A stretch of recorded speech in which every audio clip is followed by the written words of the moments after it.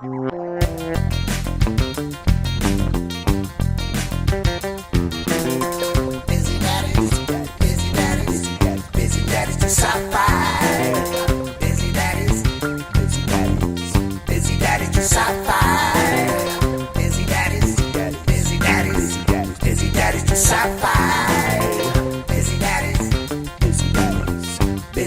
Sci-Fi.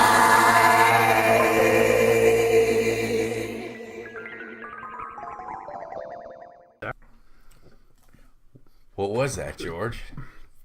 I was holding a burp in. I thought you had heard something. I know. I thought I heard. Superhero I thought ears. I did think I heard something. I thought I heard both my boys are sleeping in the other room. What? Yeah. You hear that? I'm tired, man. Yeah. It's been a long day. I debated It's having been a long life, man. I am telling me brimming with enthusiasm. I debated having like a quick shot of coffee right before you came over. Yeah. How's that going to work for you? I didn't do it. I had a bowl of cereal instead. Yeah? Mm-hmm. Quick bowl of cereal. Quick bowl. A shot of cereal. Yeah. Now, how late would you stay up if you drank that coffee? At this point, probably not too late because I'm tired enough. Right. But probably like, I got to be up until like 11 or so anyway. Does reading make you sleepy? It depends on what I'm reading. Not really. Have you been reading? I haven't been reading in a little bit. No. Ever since the Necronomicon? I'm still reading. Dude, the Necronomicon debacle. The fan mail was off the charts. Yeah. I have never seen. Well, half the people. So many people called you an idiot. So many people called me an idiot. Half the people thought I was reading the Russian monk thing. It wasn't Russian, but whatever. He's a mad Arabian, Arab. a mad Arab. But I almost alienated another class of people right there. Oh yeah, I gotta stop this, man. Yeah. I need a proper night's sleep before we record these podcasts because I'm a little too off. That's the cuff. coming. Yeah, that's coming. Yeah, brutal episode. Last episode, when brutal, I'm dead. raw. I don't think it needs to be brought up, but the Necronomicon. Necronomicon, man. People were not happy that I did not seem to know my H.P. Lovecraft back and forth. Hey, you were doing so well. No, I wasn't. And so, what happened? Did you finish all those Lovecraft stories? No, not at all. No, Yeah. I think I'm at. You're a good starter. Yeah, I'm a good starter. I'm not a very good finisher. That's pretty much the story of my life. I like to. And we're done. And thank you guys for everybody, checking in. Thanks a lot. Cool. Coming out. This is the last podcast we're ever doing. Ever. This was a good one. So we're stay tuned though. We're starting a new podcast. We're gonna start a new podcast right after this one.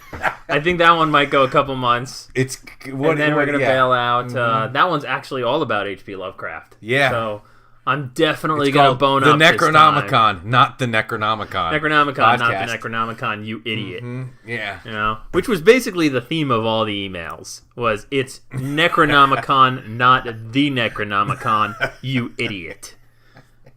Sorry. Yes. I've got a pretty full and amazing, happy life, and I forgot the word the. Or no, I added the word the. No, you said I said to a Lovecraft fan. That was the problem. To a Lovecraft fan. Yeah. And people could apparently hear Kevin's passion. Well, whatever. That was seminal stuff, man. That stuff would make me scared of the dark in my 20s, man. It happened in the past. Yeah. All right? We don't need to dwell on that anymore. We're living in the now.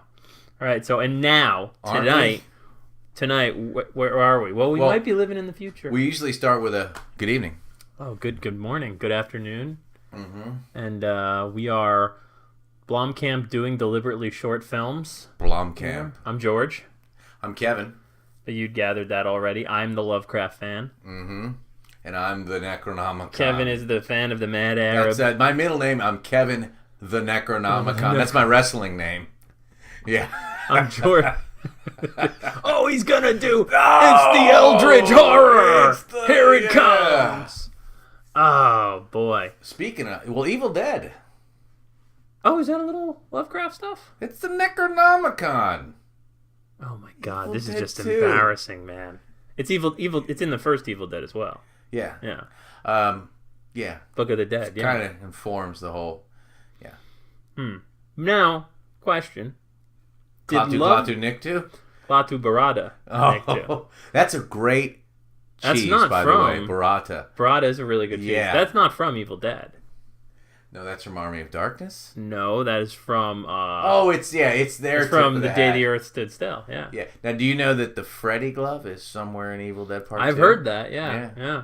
You can see it when you watch the movie. You can see it at one point. How about the Farewell to Arms joke when he puts the book on top? Great. That's great, man. That movie's fantastic. That's like a punk rock record of movies somehow. That's a really good way of putting it. It's a punk rock record of movies. So what are we doing here, guys? Oh, recording something? Are there people listening to this right now? Maybe. Listener. Hey, listener. Hey, you know who you are, listener, and you can knock these shorts out and get with it. So much like I am incapable of finishing a normal length book, apparently I've reached a point in my life where I am incapable of finishing a normal length movie as well. And we opted to just watch a bunch of shorts this time around. And how did we come about these? I recently went on vacation. I was hanging out with my younger brother, and younger brother and I, we share this.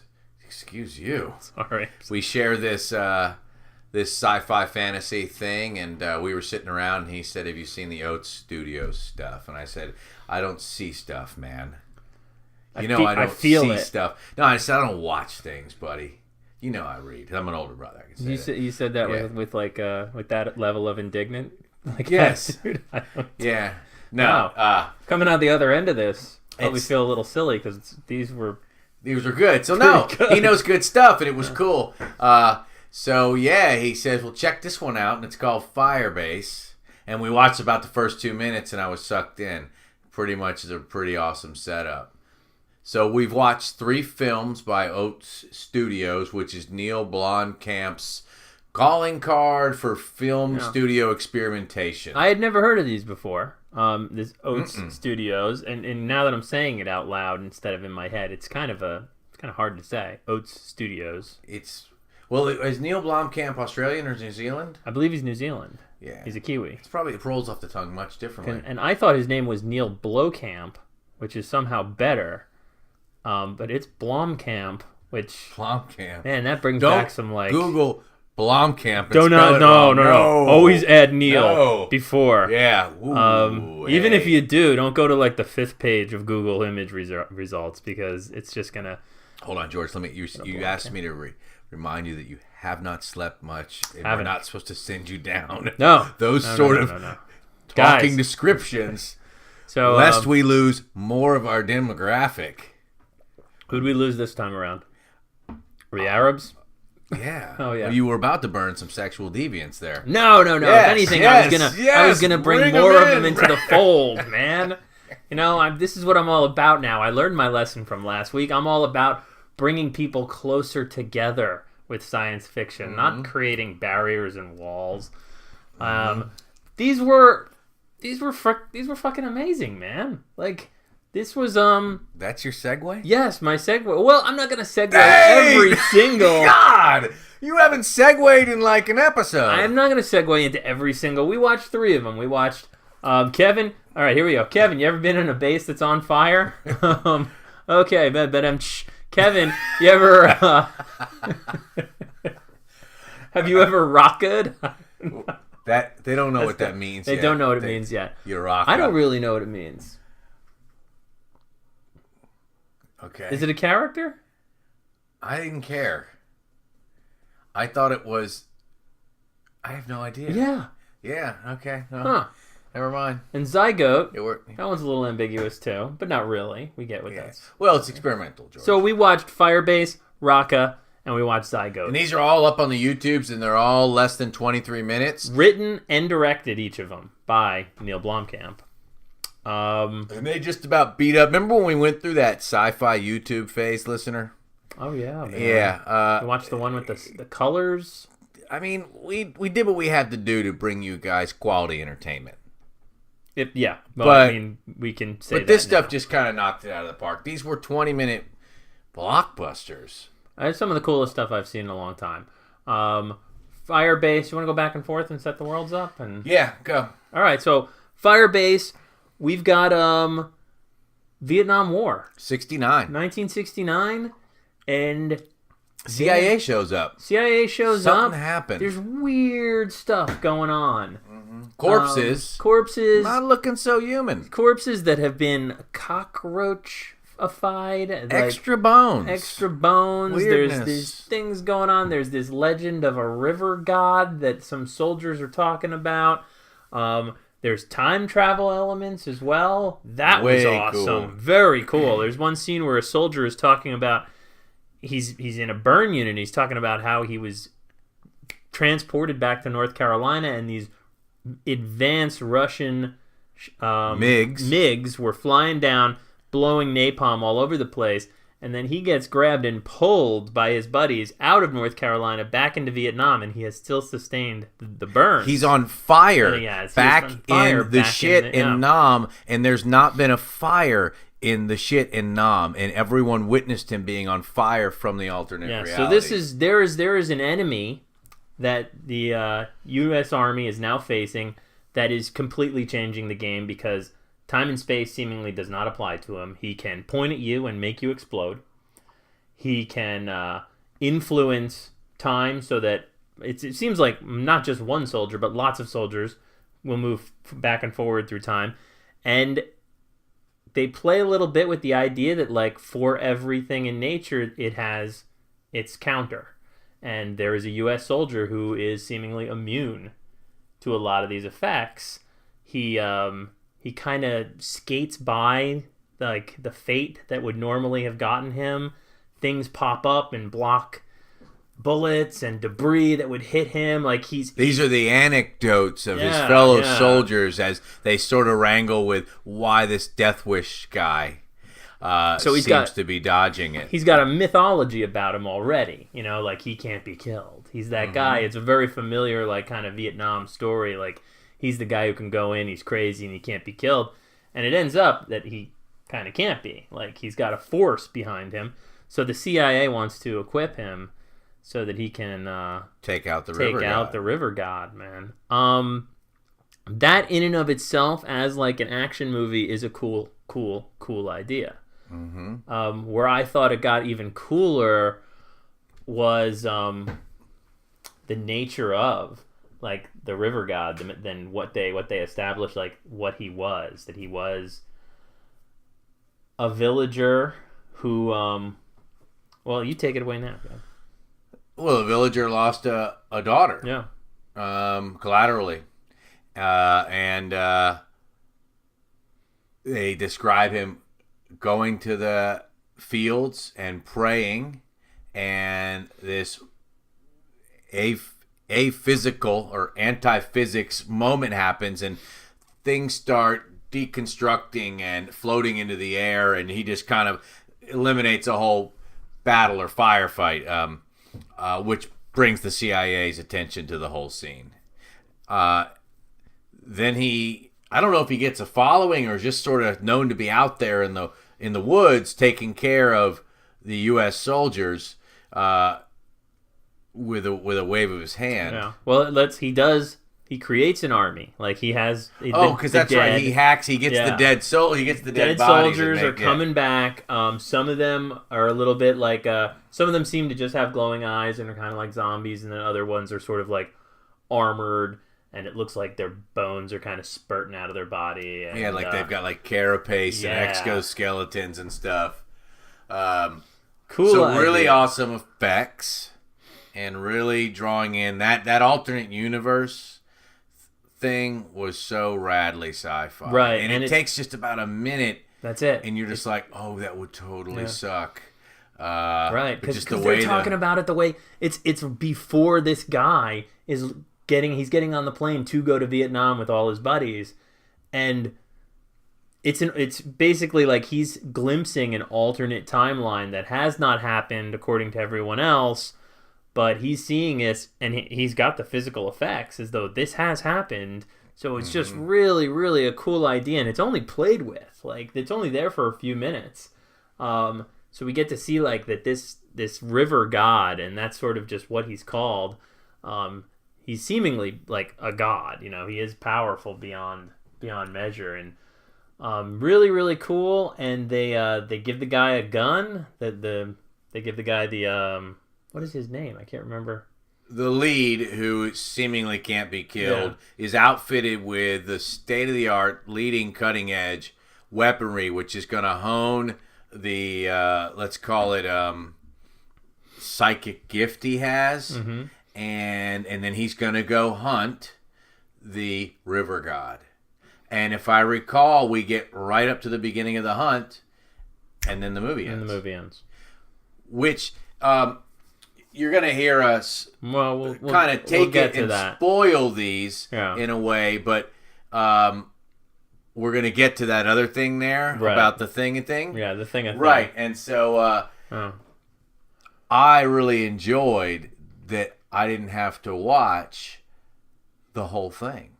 I don't really care who wins.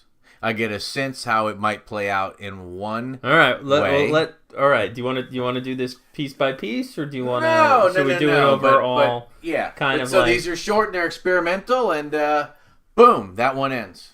Yeah. Off to the races. Who knows what happens? I sensed innately he was going to take care of business.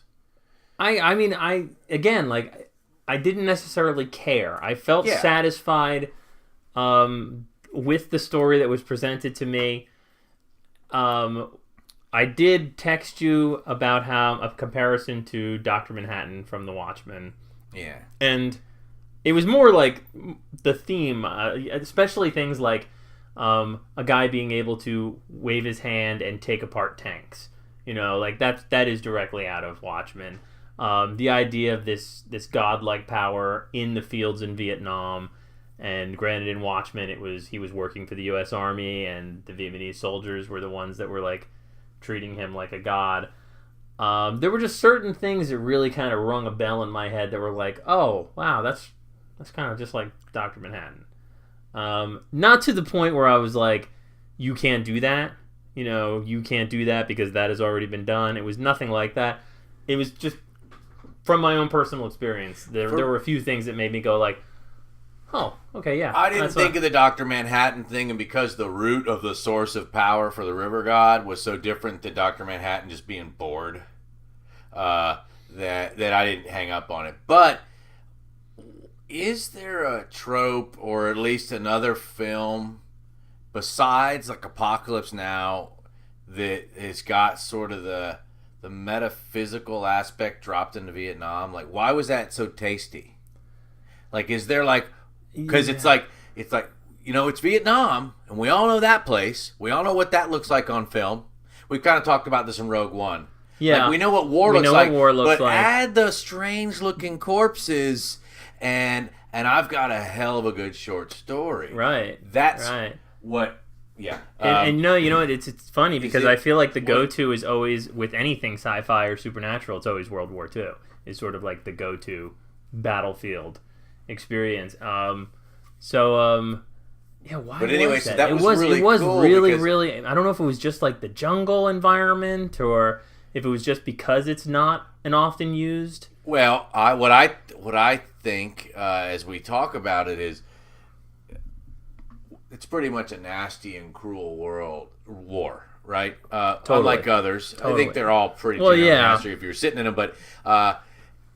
There's a mystique and a harshness, and for me, the tunneling and the POWs and MIA people, you know, and then you add this kind of magic element, and you wonder if there's something larger going on the face of the earth. Well, there's also and then there it was. Like, when they showed the river god, his sort of personification, like when he's anthropomorph.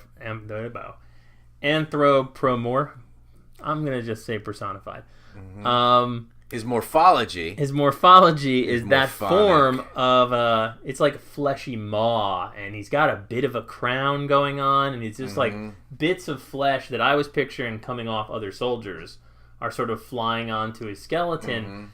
And because Vietnam has got that very brutal and violent sort of mythology to it, it seemed very at home, that whole like image of him there, like walking through the jungle. And I think it's because, for me anyway, like Vietnam has always sort of been like the first war in the national sort of sense that wasn't like a proper war. You know what I mean? Careful, George. We don't want. I know. I don't want to lose the veterans. I don't want to lose the vets. It's a giant demographic. Okay? I don't want to lose the vets, guys. We love you. Come on home. Yeah. All right.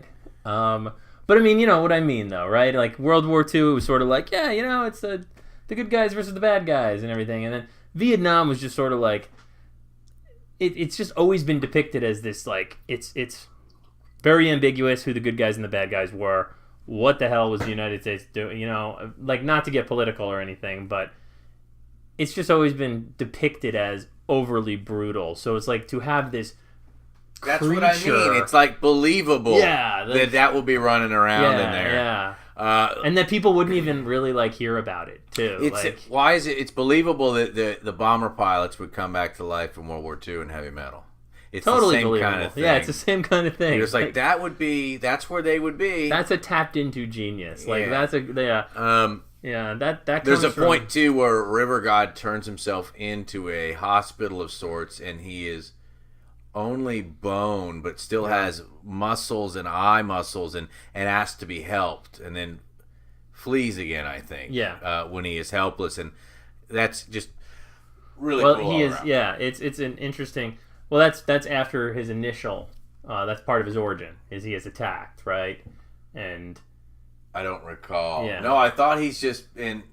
He's been he burned. Gets the powers. I don't know. Yeah. It doesn't matter. Doesn't matter. It was pretty fucking cool. And yeah, I mean, you know, like it was the first one I watched of these, and it was probably my least favorite of the three. Yeah, you were totally pissed. But it was totally pissed. I was like, Kevin, what are you doing? Showing me some sort of political documentary here. Okay. About the nature of mankind at war. I didn't even want to watch the other two. Thank God I did. All right. Would have been a bad podcast. Would have been a bad podcast. So, no, but it was really, I mean, it was good enough where I was like, I'm on board here, man. I don't know what the hell Neill Blomkamp's plan is here, but let's see what this next one is all about. And the next one that I watched was Rakka, Rakka, and this one, holy shit, gives you a lead up. Aliens have come down and they enslave us, and they can use mental tricks to make you enslaved, and they do things like kill hundreds of thousands of people and string up their corpses all over the Eiffel Tower. They build superstructures that pollute the atmosphere with methane to make it converted to them. They're a black, icky, inky thing with like a snake face. They're bipedal, but who cares? They travel in these pairs with what is seemingly one of their weapons, this like fluid ink shape kind of moving behind them, and then sometimes it wraps itself around buildings and the buildings just implode.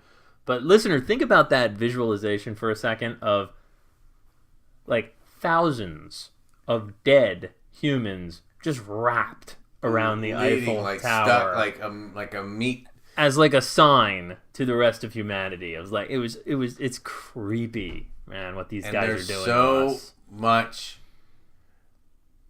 going on. It was all put into 23 minutes. Yeah, we are eking out survival in this movie. Like we've been hosed. Man, we know, like it's sort of like even the guys who are fighting their balls off kind of know we're just kind of going through the motions here. Bleak. Very bleak. And Sigourney Weaver shows up. Sigourney Weaver helping the Blomkamp. Dude. She's in the Blomkamp. She's in the Blomkamp camp. Camp. Yeah. Mm-hmm. Yeah. Yeah, she is. Well, she is now. Yeah. What else is she? She shows up, and I think the movies are better off for her showing up. It didn't, it could have been anyone, but it was sort of like clout. It was sort of like, you know what? Yeah. I can get Sigourney Weaver to come in and be the leader of this revolution. That's what and so that was cool. I like Sigourney Weaver. It was almost like a stunt. Yeah, you gotta Doesn't make matter. You gotta make it negative now. I mean, it's almost like a stunt. It's Sigourney Weaver, man. So she came in and she did her best. It was good. But who cares about it? What do we got to talk about people for? There's a story here. Because there are people who act in this movie, and some of them might be good and some of them might be bad. And Sigourney Weaver, I think, has a certain weight, at least as far as I'm concerned. Like, to me, I'm always going to remember her as, Ripley from Alien and Aliens, and kind of like a really badass character. And she showed up in like a lot of movies that I really love. She's in Ghostbusters. She shows up at like another surprise in the movie Cabin in the Woods as the bad guy. And Sigourney Weaver. Spoiler alert. Jesus. Did you not see Cabin in the Woods? No. Damn it. You keep telling me it's sci-fi. Yeah. It's not. It is. It is? Sort of. It's horror sci-fi. Yeah. Horror sci-fi. Is this horror sci-fi month? Not yet. It can't be. No, we can't pull that off. It will be. I think next month we're gonna do horror sci-fi. How are we gonna do that? It's October, baby. Oh, that's just full. You know who's in October? I October? noticed you got the pumpkins up already. I got an October baby. You do? Well, yeah. Well, Jack was born in October. The October baby. Yeah. This is remember when we met those people that told us how to keep our show going? They said Ixnay on the 80 Bay talk. They did say that. They were like, said, guys, stop talking about it's glazing over. People are smelling shit-soaked diapers. Yeah. You remember this Diaper from pals. the Reddit Chronicles. Uh-huh. Did you like what I did there? I like what you did there, yeah. The Reddit Chronicles instead of the Riddick Chronicles? Yeah. You referenced the Riddick Chronicles? Dude, I am off the cuff. That's straight improv, dude. Yeah, that's not seltzer you're drinking.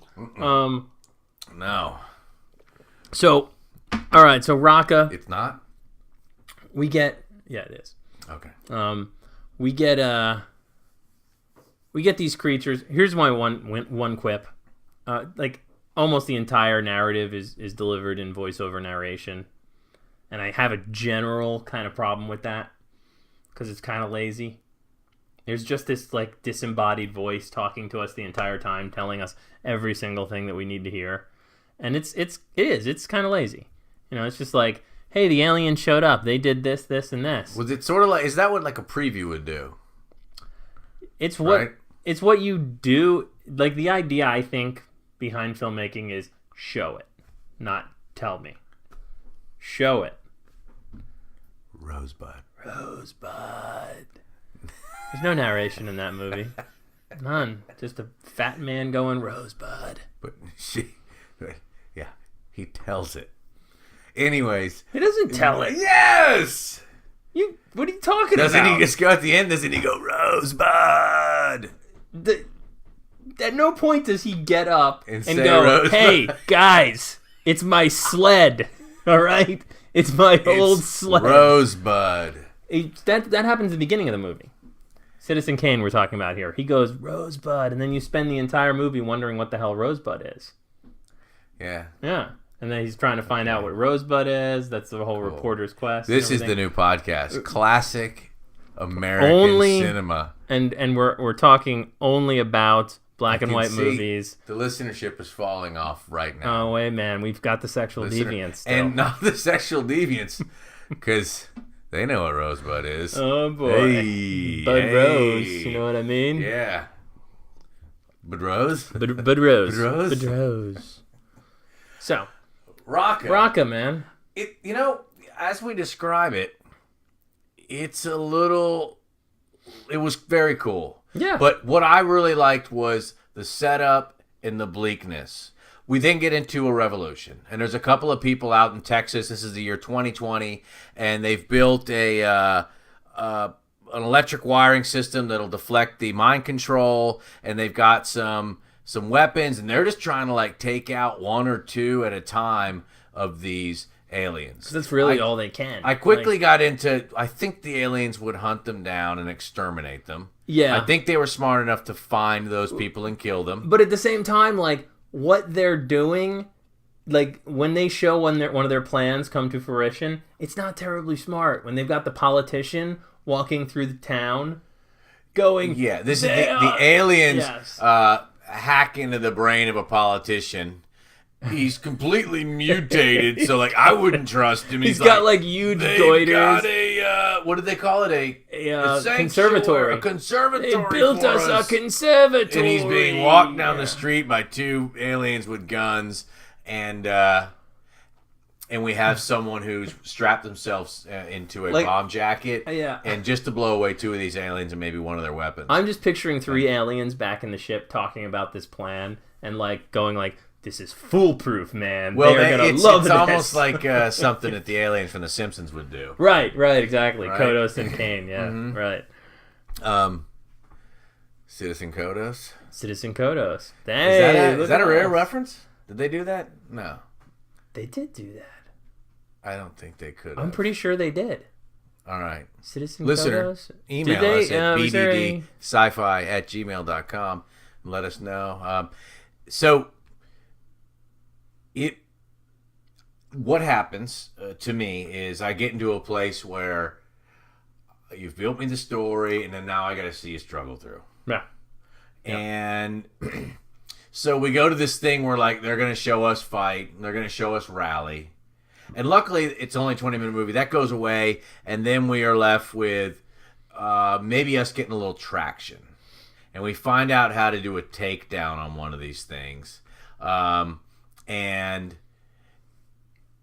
I still felt outnumbered. I was like, I don't really think it matters that 11 of you can kill one alien. Right, especially since... especially at the scale. Like, they got numbers or the power to, like, paste humans like layers thick on the entire thing. There's some scenes with like, the hundreds and thousands of bones being dropped into caverns, and pretty rad. I mean, they one of the big, like, in the climax, they like kill one of these things, and Sigourney Weaver's like cut its head off.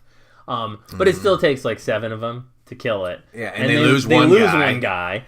So it is sort of like... They got 9 more of those they can kill. But the hope is the guy that they have saved, who has sort of become like a bit of a hybrid, Yeah, these guys like experiment on you. If the experiment doesn't work, you are dead. If not, they might, just let you run free. And this dude's got alien tech like grotesquely built into his body. Yeah, it's very cool design too, man. Those folks who survive this experimentation have something that the aliens can't conquer. And these people might be the folks that rise above. Not to mention there's one scene where a different type of alien comes down, like the Guardians, and they never touch it again, but there's like another presence that might be saving the day for them. I kind of kept waiting for a return to that. We get a scene where a guy flies out of his Jeep. He's the victim of like a roadside bomb set by these aliens, and he's ready to kill himself because he knows that, torturous death is sure to follow, and maybe they'll find out what he knows. And instead of killing himself, he sees what appears to be almost an angel, another alien that's sort of shimmering and described invisible. Like an angel by him.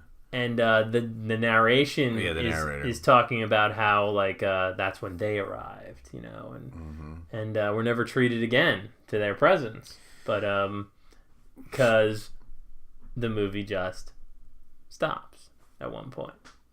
And how does it stop? We see like they kill one alien. They talk to the hybrid, and they're like, "Are you ready to help us?" And that's it. Boom. Yep. And the movie just stops. George just gets a little extra cagey. It's like, huh. And then we move into the third movie. I sense a continuing theme here. Continuing feeling. Huh. It's possible maybe we should talk about the next... These might not be short stories. What do you think? What do you think they might be? I think that they're pitches. They are pitches for movies that'll never be made. For movies that will never be made. So what's the experiment? What do you think Why do you think Blomkamp calls this experimental? because I think that they're a breeding ground for talent. Like I think that he's doing what he did with Alive in Jodhburg, which is the short, which then became District 9. Now, if the name Neill Blomkamp sounds familiar, you might know him as the director and writer of District 9, Elysium, Chappie. Chappie. That just, like, my lips are dry. I probably shouldn't be wearing those without asses. No, it's funny, man. Like, it's got like, and you're like, number 5 is alive. This was the entire reason I didn't see the movie Chappie is that what is that group? D'Antwoord or Diantwoord? Yes. They're in that movie, and there's a scene in the trailer where the lead singer from is it D or Die? Is it from Diantwoord? Is like, Chappie, you got to fight, man. You know, like, I was just like, what are you doing putting these guys in this movie, Neil? Maybe it's a great movie. From what I heard, it's not. But Probably not. Which is weird because he's the guy who's known for like discovering Sharlto Copley, and I love that dude. I don't know what that means. You don't know who that is? No. He's the lead from District 9. I don't know what that means. I can't remember the lead from District 9. Bounty hunter, and he played God in the short that you saw. God Serengeti. I'm vaguely familiar. Okay, all right. Well, we'll just move on then. Yeah. Fantastic. Glazing over. Why we got to talk about George people? has been reading People magazine again. You know, who needs relationships with, you know, an understanding of things that we're talking about sci-fi here, man. We're talking about sci-fi movies that have actors and producers and directors. You're talking about sci-fi directors who happen to be making sci-fi. They're not even real sci-fi makers. Okay, see, now here we go again. All right, this idea that like sci-fi names only exist in literature. Now you're gonna tell me Star Trek is sci-fi, right? Star Trek is absolutely sci-fi. Of course, totally. Gene Roddenberry. But see, Gene Roddenberry. You said Gene Roddenberry. Like Neill Blomkamp, my ass. Larry Niven. No. Oh yeah, now you're saying Neil something. What camp? You're right. Blomkamp, my ass. Neill Blomkamp. Neill Blomkamp, my ass. Neill Blomkamp. You could probably say make science fiction, just like you could say Ray Bradbury makes science fiction. Patrick Rothfuss makes science fiction. Fantasy. Allaistair. Oh, does he? Oh, sorry, Mr. Rothfuss. We don't. Please. We know you're doing well. Wait. Don't take that personally. It's nothing. We want you to stay sober. To stay where you are. Write Patrick. the third book, please. Please, Patrick. Please. Yes. Please stop calling me. Resentment is the number one offender, Patrick. Sounds familiar. Yeah, it's crazy. But Neill Blomkamp makes science fiction, man. Steven Spielberg makes science fiction. George Lucas. What did he do? Who did he discover? George Azalea Lucas. Blufampen? Yeah. Well, he's best known for. You see how that people referencing isn't so weighty. Yeah, you know, I think Neill Blomkamp is known for District 9, not finding whoever the fuck you're talking about. George Lucas. I guess it depends on what your definition of known for is. Like, well, didn't you say he's known? Like, what the? I didn't say he was known for finding Sharlto Copley. I said that he Sharko Copley. Sharko Copley. It's a 1970s supermodel. Coco Sharky. Hey, you Kevin, see how this doesn't matter, man? Like, what? You just keep proving your point. You like, no, I didn't say that. I'm like Sharfo Copley. Like, what the fuck are you talking about? People out there know what I'm talking about. Why? People out there right now who have had as little sleep as I have and have had the type of day that I have and haven't had a cup of coffee since 7 o'clock this morning know exactly what I'm talking about. There's no midday coffee for you? No, I don't do midday coffee anymore. I pee a lot. George. Sharko Coffee. George. See him reining him in, man. Now we got the. This is a real sexual deviant episode, yeah. No. You like pee, guys? Now we got the hey. Now we might have lost some of the moderate pee takers, but we got all the heavy peers in now. All right. Hey, I'm with you guys. Anyway, Kevin, if I may,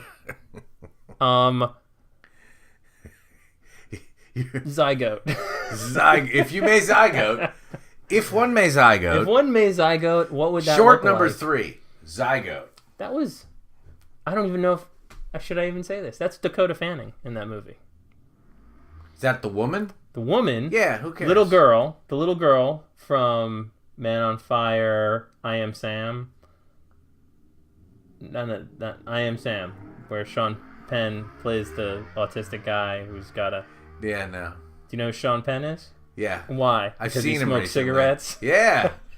Did I tell you about that? You did, yeah. Yeah. I've seen him recently. I love Yeah. that. I You said have. he doesn't look cool smoking, hang- like he looks like he doesn't want to be or It looks something. painful. Oh, Sean. Just, yeah, have a cigarette. Oh God! All right, I guess I'm still doing this. Shit, here I am. Where am I? Where am I again? Fuck. Hollywood? No, Burbank. Why do they have me here? Okay. Anyway, Charlotte Copley's over there. I should go say hello to her. So maybe, okay, so maybe a Hey, listener Dakota. might... Dakota Fanning. Is that the person who played Indiana Jones? Yeah. Yeah. What's his name? It's Dakota Fanning. What is... The person who played Who is Indiana Jones. the young Indiana Jones? River Phoenix? No. Indy's Shia son. LaBeouf? There you go, Dakota Fanning, Shia LaBeouf. It's the probably the same amount of syllables. I have think a they gift. actually are the same person. I think so too. Yeah. Dakota Fanning, Shia LaBeouf. River I know Phoenix. what I'm doing. Charlotte Copley. Because, River Phoenix played young Indiana Jones in the... I'm going to cut that out. You mean that mating crow sound you just made? I do that. Glick, glick, glick, I do that sometimes. It was my tongue. It wasn't my throat. Third movie. Zygote. Oh, boy. 2 people. Yeah. Yeah. Not for long. Mining station. Might be on Earth, but no, when you listen real close, these are comet miners. We've talked about comet miners before in a book called Pushing Ice. I immediately Allaistair get a Reynolds. little bit of I hope there's a listener who's reading this shit. Anyways. Most of them are probably on Necronomicon now. But I immediately got like the woo! Thing. I got the Thing vibe, like almost immediately when I was watching. When the movie first started, it's the lights and everything. You can just There's tell. an alien vibe too. That Totally that klaxon. Let's get out of here. So we've got a officer. Yep. And we've got Alpha a class. synthetic, a robot. Canary class. Canary class. Canary, because it is her job to go inside the mine and watch out for any pockets of deadly gas. Yeah. So, like the canary in the cage. Hence her synthetic nature. Yes. So, they're running from something scary, man. And it's already scary. There are blood dragging 98 crew members? tracks. And it says 2 are now left? Pictures of crew members all over. One post, is like kind of say goodbye to them. Right. This is also, let me just say, this was by far, I think, my favorite of the 3. Very cool. Very Totally cool. Cool stuff. We should stop right here. Look, right, unlike good some night, of our folks. other, you like that? Love it. Unlike some of our other podcasts, where we've been kind of coming in a place where like, who knows how we're stumbling on some of the crap we're stumbling on. This was some of the straight up most enjoyable, most fun, bang for your buck, rich, had you thinking, looked great, 3 in a row, totally simple. I cannot stress enough. Just go watch this crap. Yeah, it's please so easy. seek That's what's this so out. cool. It's so easy. It is. I am beyond They're just grateful fun that and they're we are done. living in a world where there is a guy who cares enough to raise money and make 22-minute short films That are like kick-ass blockbusters. and original and cool ideas. And Zygote is by far just heads above any of these shorts that I've seen on YouTube. And so that's why whereas we might go into other areas of discussion, and we still will, it's just kind of just fun to tell you guys what it is. Obviously, these are being spoiled, but it's just kind of cool to talk about them with you as we go through them. So there's 2 of them. And it's cold. And this dude, the alpha guy, probably a lead miner or something like this, or maybe an executive of sorts, has a bandage over his eyes. He's wounded badly, and they're stuck in one part of the encampment, and they know they're going to die. They've got like a half a bottle of water left and some meals ready to eat, and the guy says, we got to push through. Yeah, and they make a break for it. They are very, very, without voiceover narration, very, very clearly early on, they establish the relationship here. He tells her to drink some water. She says, no, you are more important. That's the nature of how we live here. I'm Canary class, you're Alpha class. The he synthetics says, were that meant is to serve the Alpha bullshit. class. So none of that, right? Yeah. Oh, yeah. Yeah. None of that, like, in a world where the Canary class needs some water. None of that stuff. But time is of the essence because this thing, they can't stay in one place for too long. This thing is coming. There's a thing coming. We don't know what it looks like yet. We don't know what it is exactly. This guy has, as he talks, he has cut his eyes out as a result of seeing what is described as a light. A light. Couldn't now that is totally not get that fully, one answer. We don't fully get that explained, but there is a sense that whatever's going on here may also have some sort of an infectious quality to it because he believes something is going on inside of him that will go bad, Right. Like, and we get to hear that someone on the station had started taking all the pigs and doing stuff with them, and then the larger creatures, and then he just kind of talks about the people. Yeah. And Linking if we knew together biology, brains. I bet zygote, I think, is the cell before it's divided, maybe. If we still didn't have that no Google policy. If we knew biology. Yeah. Yes. I do not. Yeah. As I think I've made clear many times. It's amazing you have children, actually. Well, they're not mine. So and that only because I don't know anything about biology. So I'm gonna go along with that zygote. I get zygote egg. Zygotic is egg, so not the cell. Yeah. But you're a Google away from understanding. Yeah, you guys, more about this please email us at bddsci-fi@gmail.com and tell us what the hell's going on. What's zygotic about this? Even this just a link, movie. maybe to dictionary.com. Who knows? So not important, folks. Obviously scientific, and there's some sciencey stuff that's gone really wrong here. So they got to get out of there, man. They got to get the hell out of there.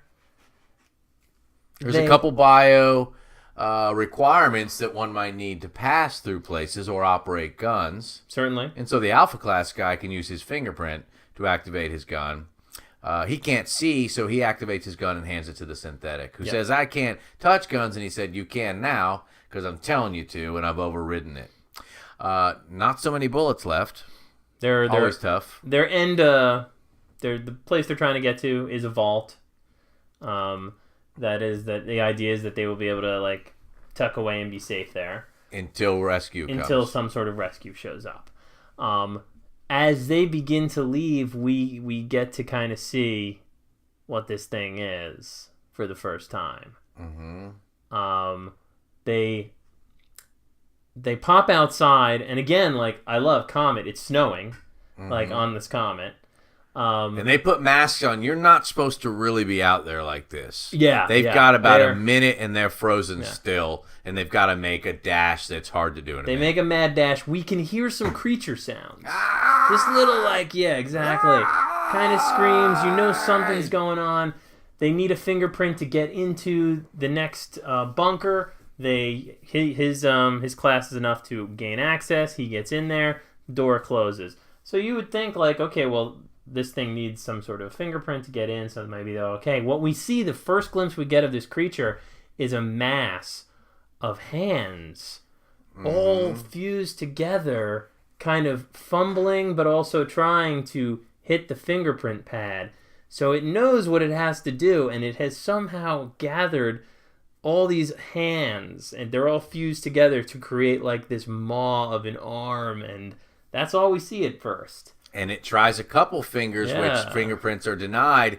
Finally, he gets a winner, because out of all these people that this thing has absorbed, there's reference to it knowing whatever you know once you are absorbed. Yeah. And so this thing knows how to use a finger to get in. He picks a winner, and he's on their tail again. Picks a winner. Yep. And that's the first time we kind of get a full view. Yeah, and then this thing is probably 10 or 12 feet tall. It looks like immediate to me, it looked like a tree creature, but in the limbs and the roots and the branches, amalgam of limbs are all different body parts. And yeah, it is a composite of different feet for its feet and legs, different pieces of torso for its entire trunk area. The eye thing that it's got going, it's just a mass. It's a compound eye of human eyeballs that are centered in this kind of extended trunk thing. It is creepy looking and so cool. It is so well designed, because it seems like something that could be horrible.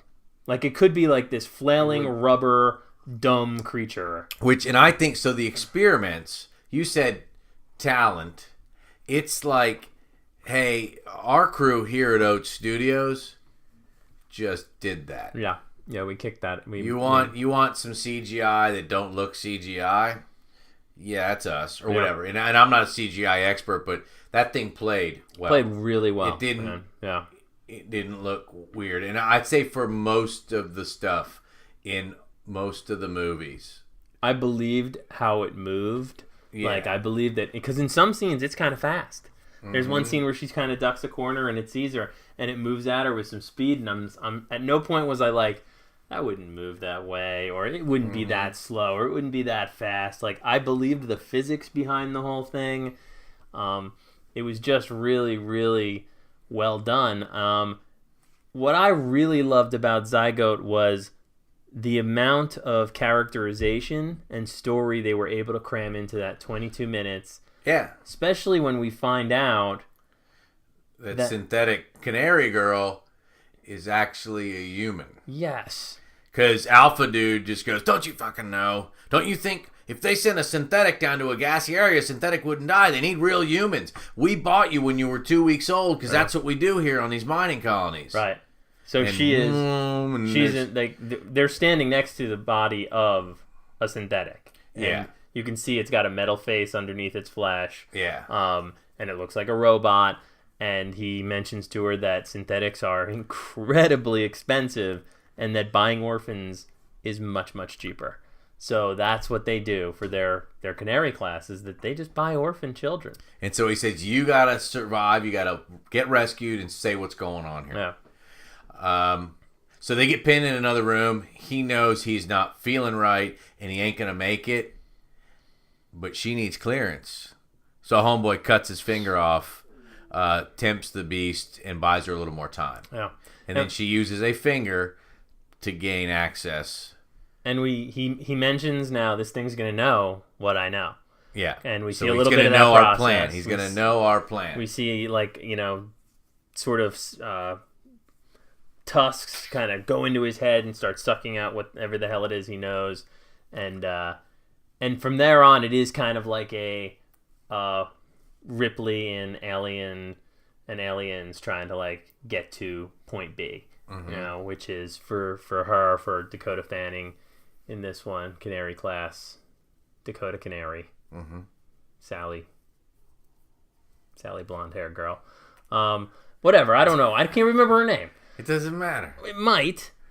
So she's got to get to the vault and possibly be saved. So this thing is coming after her, and she's outside the door. This is again like the one, and this is not it doesn't really speak badly of the film.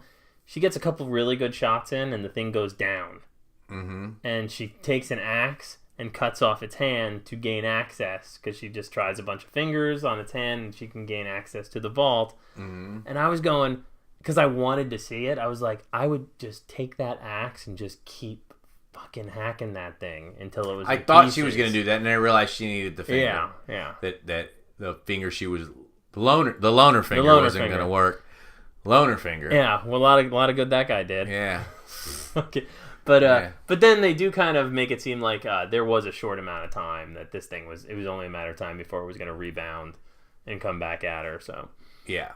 So I get that. And she gets into the vault, and the thing shrieks at the door, and then it ends. And then the movie ends. Mm-hmm. The movie ends. The movie ends. The short film. So let's talk about your biases, George. No. These aren't biases. Oh, no, they probably are when we get down to it. Generally... short stories follow a narrative and are condensed versions of 3-act structures. Okay. Right? I don't even think You've got an so. Act It's the 1. 21st century, You've George. got an Act 2 and you've got an Act 3. Okay? Okay. All right? None of I these... mean, I'll play along. None of these have an Act 3. None of these have a resolution. None of them have a resolution. There is no complete story in any of these. We end Firebase with them charging. He's got his military. He's got his little army behind him, and he's charging into battle. And we don't know what's going to happen. Ends right there.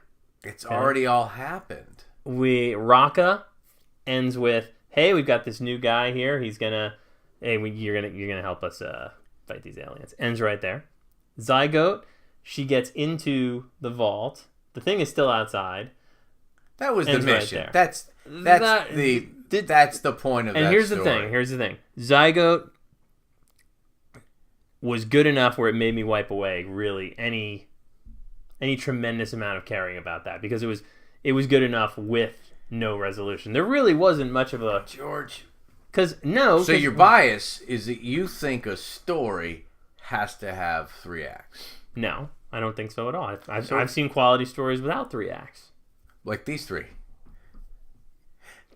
I'm not saying these aren't quality.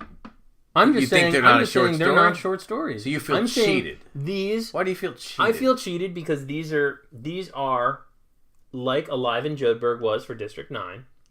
These are made with the intention... You're pulling rank on me here. I haven't seen Alive in Jodhburg. You should. It's great. Yeah, okay. It has no resolution. But,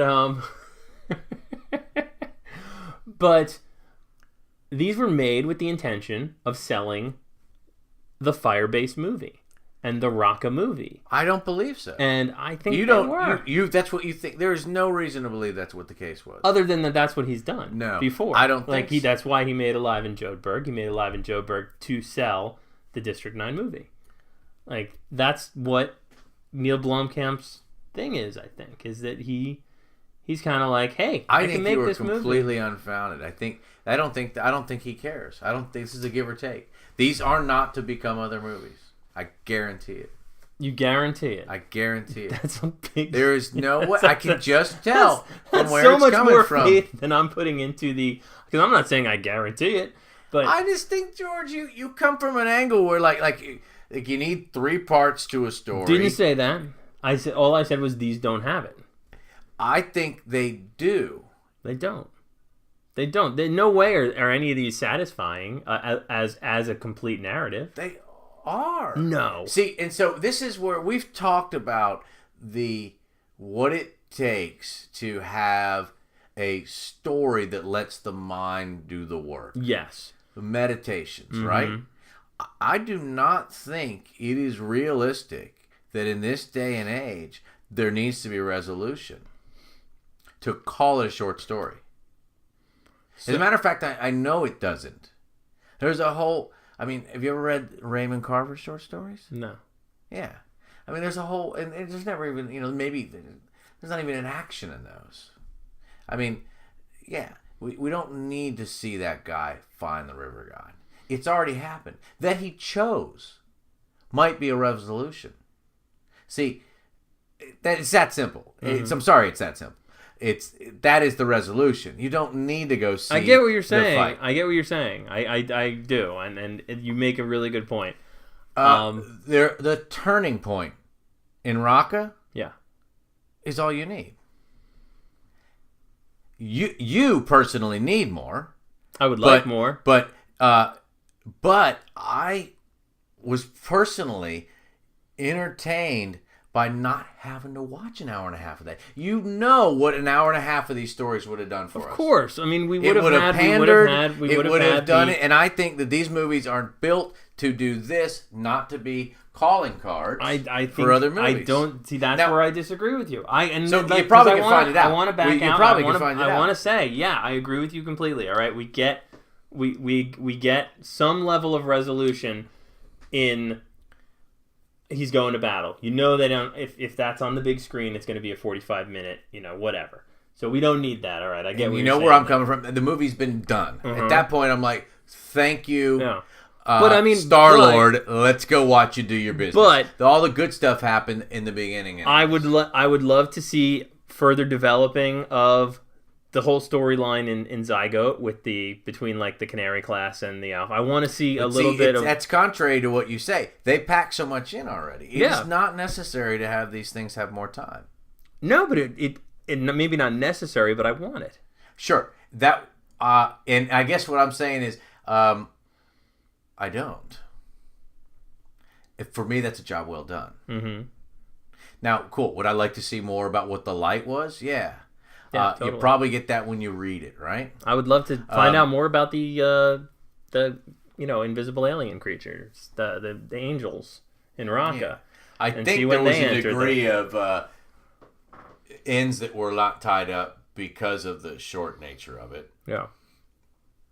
But my main point we here don't know is that things like how big of the teams are, what this guy was thinking. We really don't. My main point here is that these are designed to sell these movies, and no way. Well, that's what I think. I think it's designed to get just enough, and I'm not saying that in and of itself is like cynical. Maybe so me do you know he thinking released all three of these at once? He debuted them on YouTube. I didn't know that. No, right? But why does that matter? So he's like, I'll make 3 and launch them out to YouTube, and some producer who I don't know because I'm Neill Blomkamp and I'm a no one. Someone's gonna pick up this movie. Like I don't. I would not be surprised if we see the Zygote movie in the next couple of years. Never happen. I would not be surprised if we see the Rakka movie with Sigourney Weaver. A Firebase. Don't think we're gonna see that movie. No. Sometimes, George, a story just ends with a letter being finished, the keys picked up off the table, they go out the door, and the screen door slams. That's the end of the movie. That was what was done here.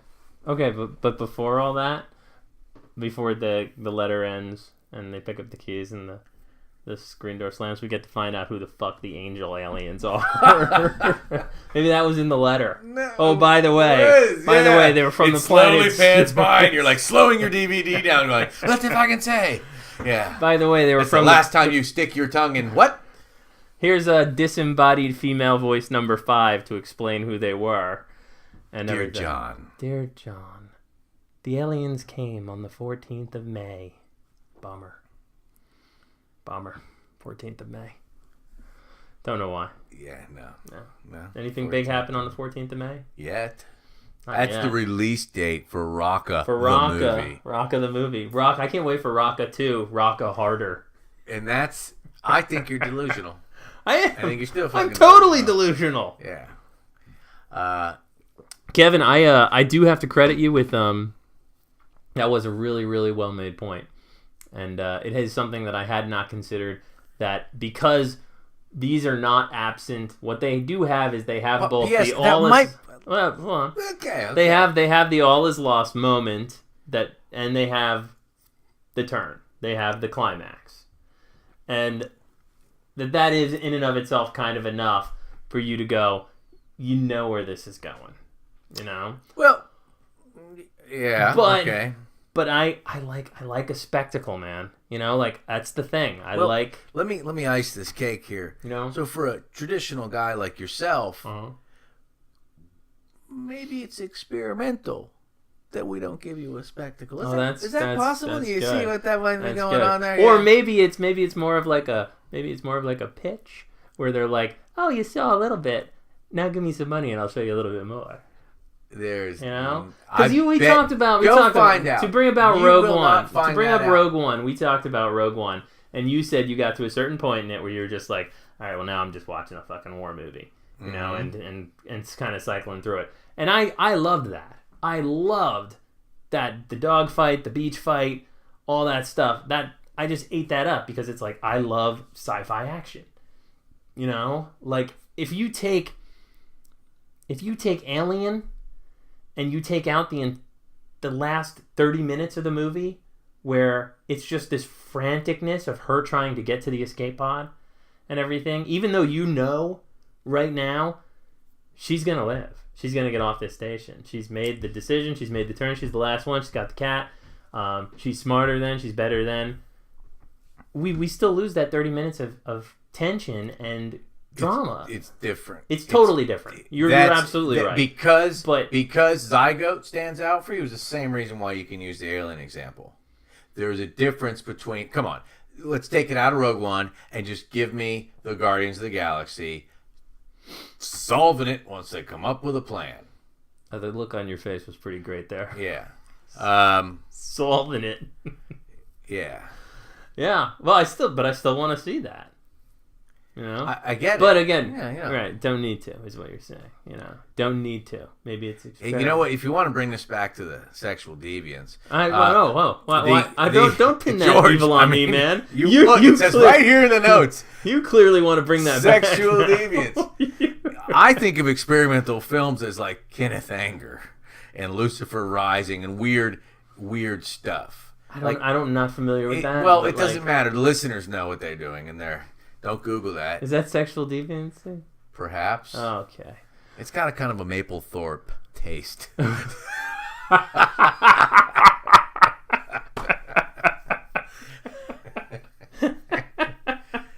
Oh man. Kenneth Anger. We have Lucifer Rising. We've gone far away from the ranch on this one, man. I think we stayed pretty close to the ranch. Yeah.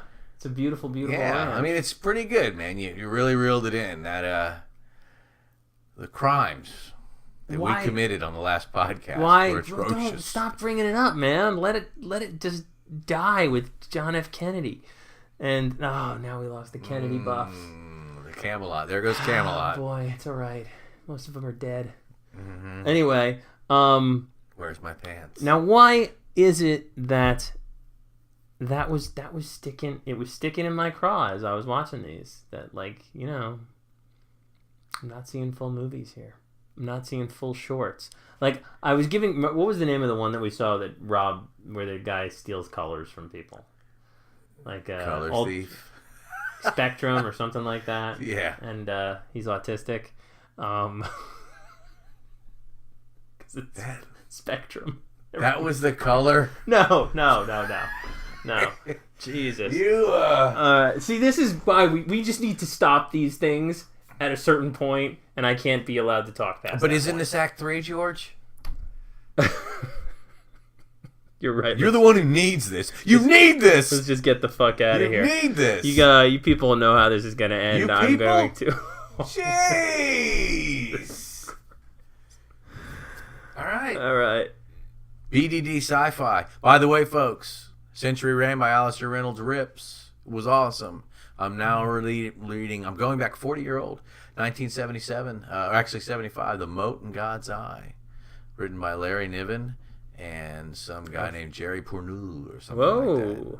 Double team writer. Yeah, well, that's what they did in the 70s. Yeah, they did that a lot of that. Here's my keys. Here are your keys. You sci-fi nerds, throw your keychains in this bowl. The two of you that pull it out, go write a book together. Yeah, it's called a Borgie. Good night, nurse. Good night, nurse.